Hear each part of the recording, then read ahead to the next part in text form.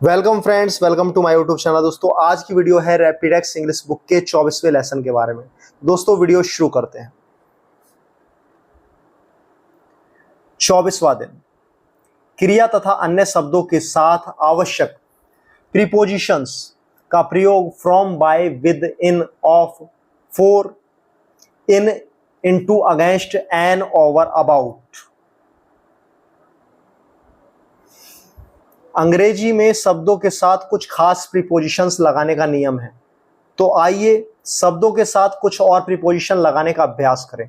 आप देखेंगे कि प्रीपोजिशन लगाने के पीछे कोई ना कोई नियम काम कर रहा है। समझिए, सीखिए और प्रयोग कीजिए। लड़का स्कूल से अनुपस्थित था। नंबर 1, आपको धूम्रपान से बचना चाहिए। नंबर 2, लड़का स्कूल से अनुपस्थित था। From, the boy was absent from school. यहां पर फ्रॉम का यूज हो रहा है। नंबर 2, आपको धूम्रपान से बचना चाहिए। You must abstain, refrain from smoking. Number 3, मेरे चाचा आसाम से आए हैं। My uncle has come from Assam. Number 4, वह मुझे वहां जाने से रोकता है। He prevents me from going there. या फिर हम यूज कर सकते हैं he stops me from going there. अब हम यूज करेंगे बाय का।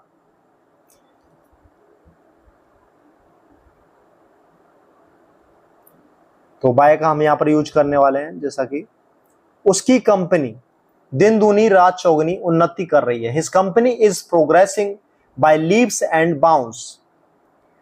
मेरे पिताजी मेरे साथ थे। I was accompanied by my father.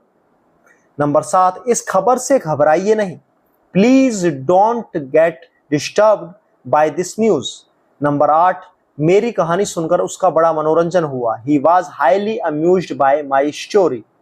Number 9, यह पैकेट सोमवार तक मुंबई पहुंच जाना चाहिए। This packet should reach Mumbai by Monday.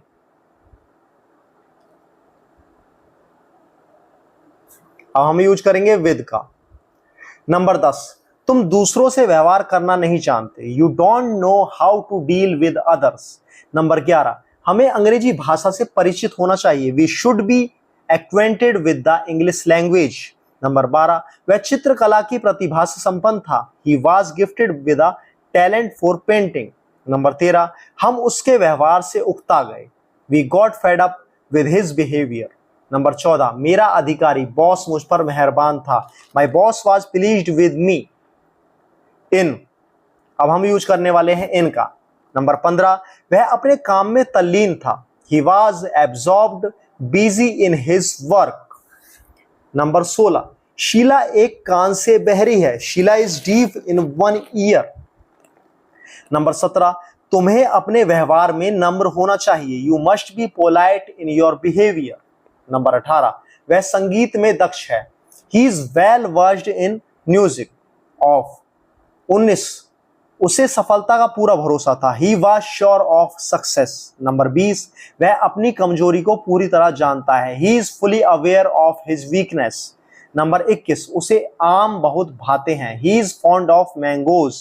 Number 22, उसे देखकर मुझे उसके भाई की याद आती है। He reminds me of his brother. Number 23, यह मेरे लिए बड़े सम्मान की बात है। It's a matter of great honour for me. Number 4, हम 4 का यूज करेंगे 23 के बाद। 4 में क्या है? 24वां। क्या वह परीक्षा के लिए तैयारी कर रही है? इज शी प्रिपेयरिंग या studying for the test. Number 25, मैं हमेशा उसका ख्याल रखता हूं। I always care for him. Number 26, उसने अपने दुर्व्यवहार के लिए मुझसे क्षमा मांगी। He apologised to me for his misbehaviour. Number 27, उसे पैसे का हिसाब देना होगा। He'll have to account for the money। 2 का इस्तेमाल करेंगे अब हम। नंबर 28, वह धूम्रपान का आदी हो गया है। He is addicted to smoking। Number 29, उसने नियमों के विरुद्ध आचरण किया। He acted contrary to the rules। Number 30, कुछ लोग स्वास्थ्य की हानि करके पैसा कमाते हैं। Some people prefer well to health। Number 31, उसने मामला उच्चाधिकारियों के सामने रख दिया। He referred the matter to the higher authorities.